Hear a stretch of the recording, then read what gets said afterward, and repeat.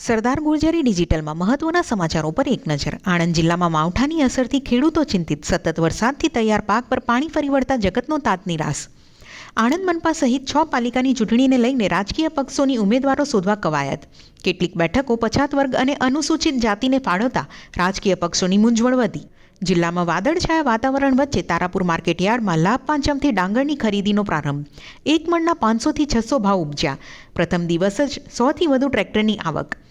ગળતેશ્વર તાલુકામાં MGVCLની બેદરકારી. High voltage થવાના કારણે અનેક ઘરોના ઇલેક્ટ્રિક ઉપકરણો બળી ગયા.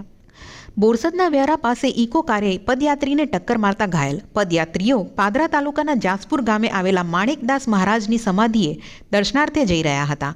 કઠલાલના ભૈલાકુઈ ગામે અજાણ્યા શખ્સે બાઇક સવારને ધાર્યું મારતા ગંભીર.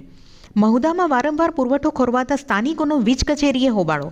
અનેક રજૂઆતો છતાં તંત્રની ઢીલી નીતિથી પરેશાન સ્થાનિકોનો હલ્લાબોલ. કપડવંજના ચિકલોડ પાસે સ્ટિયરિંગ પરથી કાબુ ગુમાવતા કાર ઝાડ પાસે અથડાતા યુવકનું મોત.